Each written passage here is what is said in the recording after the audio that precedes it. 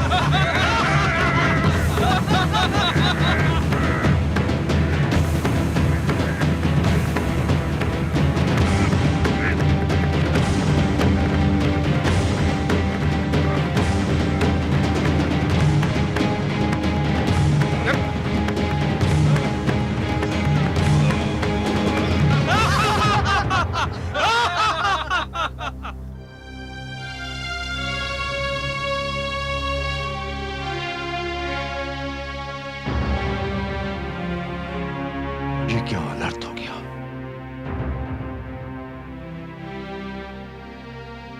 क्या मेरी पुत्री सीता,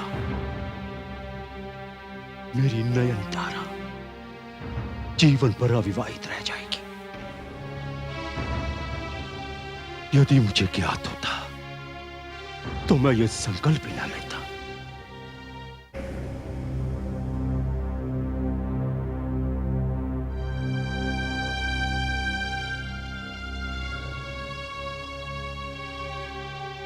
इस शिवधनुष को मेरी पुत्री सीता बाल्यकाल में हंसते हंसते उठा लिया करती थी। उसे आज उसे कोई टस से मस भी नहीं कर सका। मुझे ज्ञात नहीं था कि यह धरती वीरों से रिक्त हो गई है। सभी क्षत्रिय नपुंसक निकलेंगे। बस कीजिए मिथिलेश, बस कीजिए। आपको समस्त क्षत्रियों का अपमान करने का कोई अधिकार नहीं है। ईश्वर की सौगंध, यदि मेरे ज्येष्ठ भ्राता श्री राम और गुरु विश्वामित्र यहां नहीं होते तो मैं ये धनुष तो क्या हिमालय को भी उठाकर दूर फेंक देता। आकाश में कड़कती हुई बिजली को अपने हाथों में थाम कर 2 टुकड़ों में कर देता। नभ में चलते हुए तारों को इन हाथों में दबाकर मसल कर रख देता। आपने क्षत्रियों का शौर्य देखा कहां है मिथिलेश? नहीं अनुज, मिथिलेश हमारे आदर योग्य हैं। उन्होंने जो कुछ कहा वो किसी को अपमानित करने के लिए नहीं, यह तो एक पिता की व्यथा है। क्षमा मिथिलेश।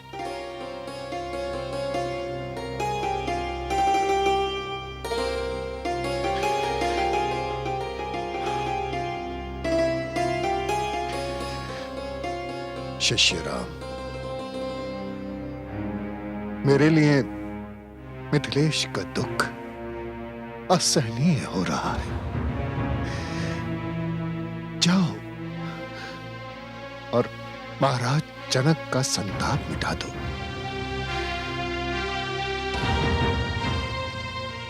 ये मेरा आदेश है। उठाओ धनुष और उसकी प्रत्यंचा चढ़ा दो। विजयी भव।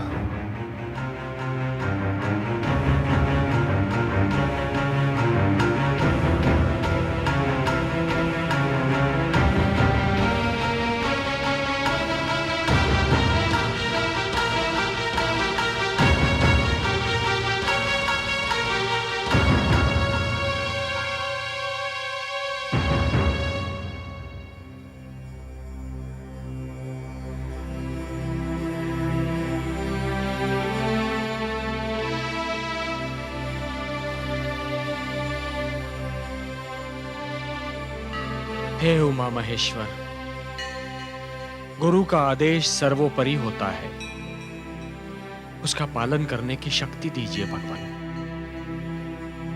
मैं आपके चरणों में आवाहन करता हूं कि मेरे मन की अन्य सारी इच्छाओं, आकांक्षाओं को त्यागने में मेरी सहायता कीजिए।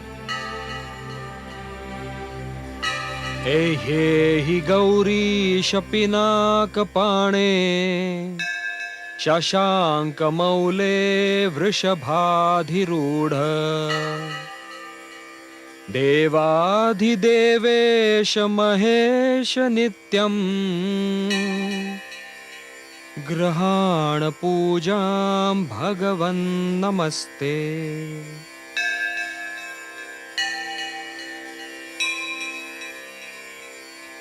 हे पिनाकिन, सुगंधी द्रव्य स्वीकार कीजिए। ओम त्र्यंबकं यजामहे सुगंधिं पुष्टिवर्धनम् उर्वारुकमिव बन्धनात् मृत्योर्मुक्षीयमामृतात्।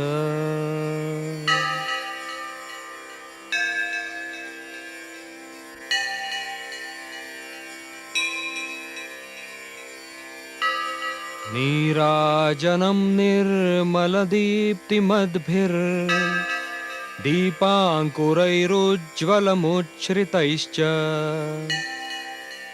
घण्टानिनादेन समर्पयामि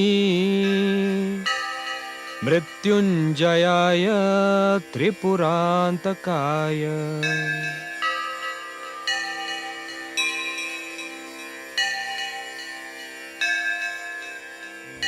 हे विष्णु वल्लभ, हे अंबिकानाथ, हे वीरभद्र, शक्ति दो, शक्ति दो भगवान, शक्ति दो।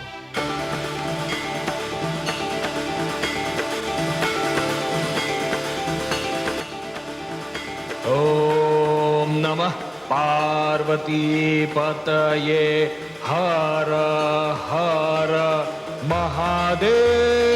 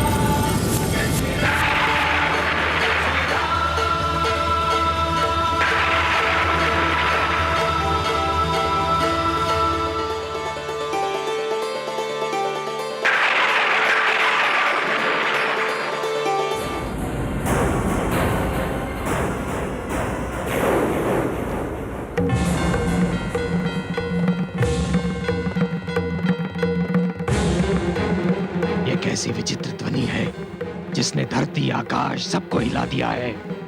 अवश्य ही किसी ने मेरे आराध्य एवं गुरु शिव का धनुष तोड़ दिया है। जिसने भी ये दुस्साहस किया है, ईश्वर की सौगंध, उसने स्वयं की मृत्यु को निमंत्रण दिया है।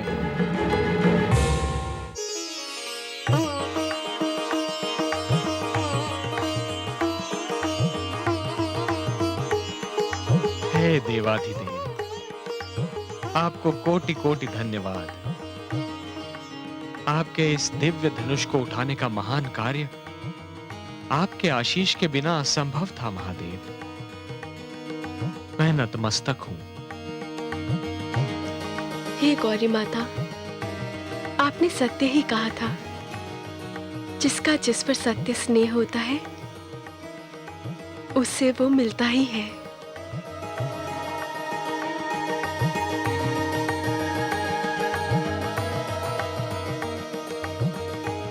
हे क्षत्रियो, जिस प्रकार अंधकार में मनुष्य को कुछ नहीं सूझता और वो ठोकर खा जाता है, मैं भी अपने दुख में ऐसे ही डूबा हुआ था और मेरे मुख से वो सब अपशब्द निकल गए जो अनुचित और शिष्टाचार के प्रतिकूल थे।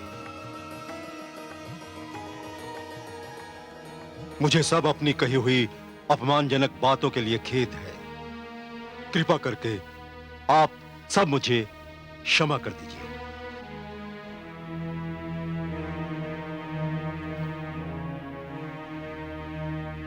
अब अपने पिता के वचन का पालन करो जनक नंदिनी। श्री राम ने स्वयंवर में स्वयं को तुम्हारे पति होने के योग्य सिद्ध कर दिया। जाओ, उनके गले में वरमाला पहनाओ। दीदी चलो।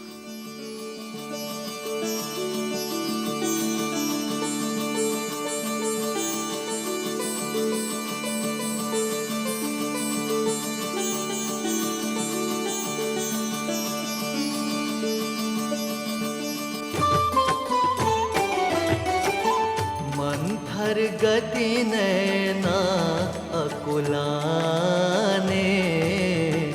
चली विजय माला पहिराने, लजवंती सिय रूप निराला, रघुवर कंठ डारी दई माला, रघुवर कंठ डारी दई माला, रूप निहारत मिथिला वासी, राम सिया जोड़ी सुख राशि, हर्षत देव निरखिए जोड़ी, जुगत रूप महिमा नहीं थोड़ी, जुगत रूप महिमा नहीं थोड़ी।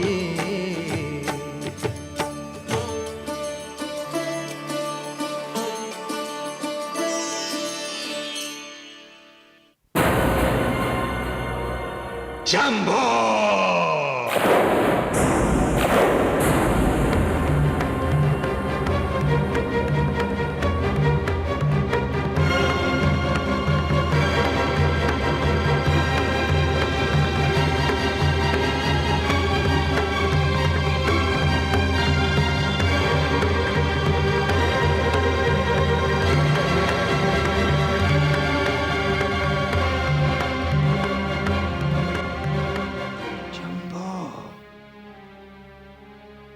कौन है ये दुस्साहसी? कौन है? महाराज जनक! ऋषिवर,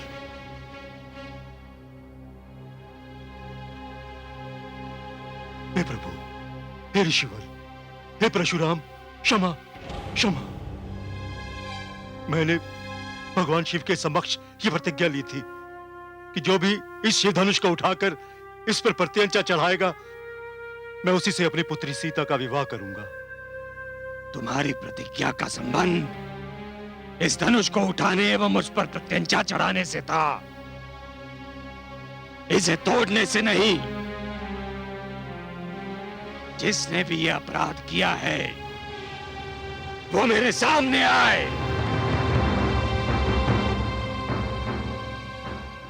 ऋषिवर, यदि यह अपराध था तो वो अपराधी ये दशरथ नंदन राम है।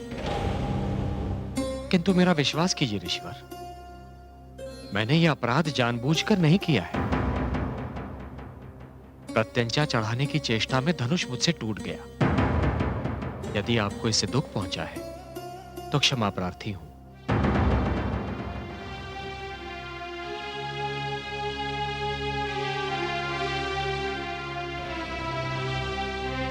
हे मुनिवर, जबकि ये कोई अपराध नहीं है, फिर भी मेरे भ्राताश्री की विनम्रता देखिए कि उन्होंने आपसे क्षमा मांग ली। बालक, ये बातें तेरी समझ में नहीं आएंगी। मैं इसे अक्षम्य मानता हूं। तब तो इसे कोई शिव का दास ही तोड़ सकता है मुनिवर। लक्ष्मण, यदि कोई दास अपने स्वामी की अवहेलना करे तो उसे भी क्षमा नहीं किया जा सकता। शिव धनुष को तोड़ना एक ऐसा अपराध है जिसका न्याय केवल दंड है। क्षमा करें मुनिवर, क्षमा करें।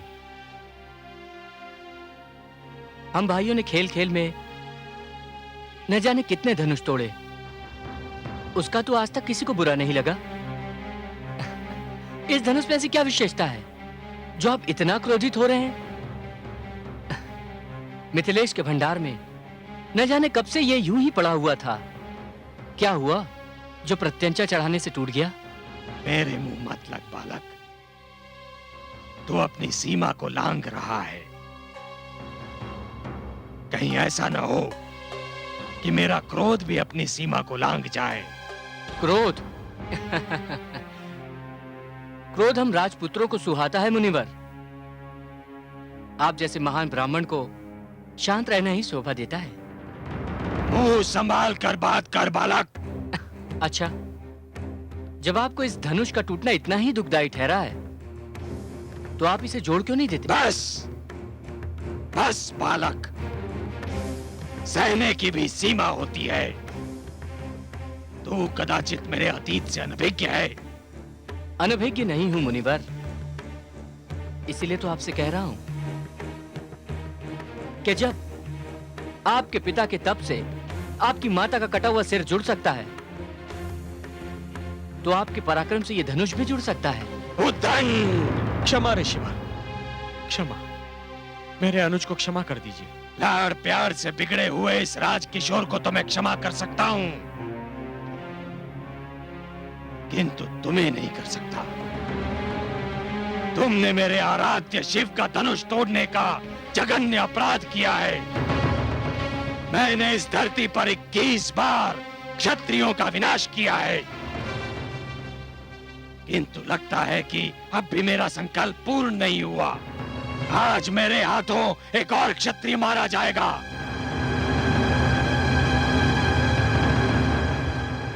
तो अपना प्रण पूरा कीजिए मुनिवर।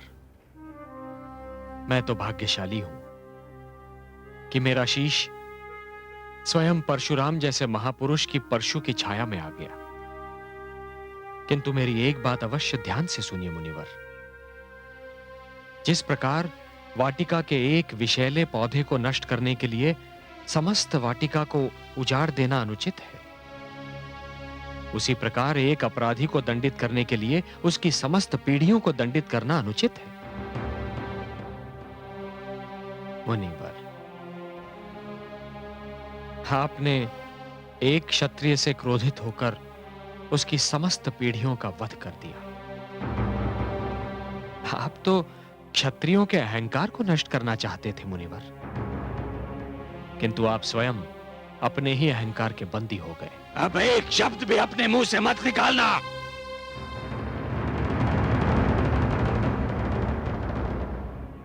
क्यों मुनिवर? इसलिए कि मेरे शब्दों में आपके परशु से भी अधिक धार है। कोई अतीत के बोझ को लेकर आजीवन जी नहीं सकता मुनिवर। आप अपने अतीत के अहंकार को वर्तमान में ले आएंगे, वर्तमान से भविष्य में ले जाएंगे तो थक जाएंगे। मुनिवर, मेरी आंखों में देखकर बताइए, कौन सा आक्रोश आप हम पर निकाल रहे हैं?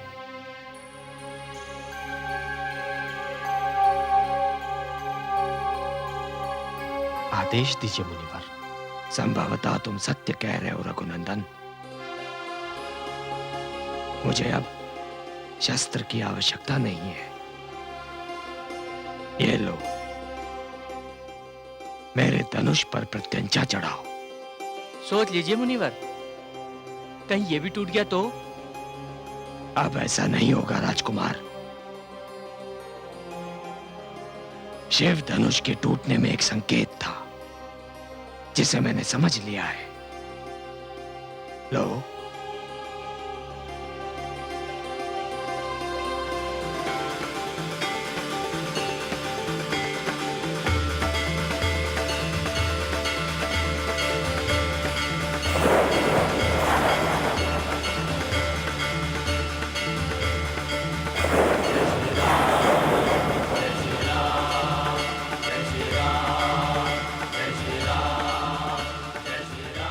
प्रभु, प्रभु, राम अवतार आ गया है। हे नरश्रेष्ठ, मुझसे सचमुच भूल हो गई थी। अब मैं अपने अतीत के अहंकार से उतर गया हूं।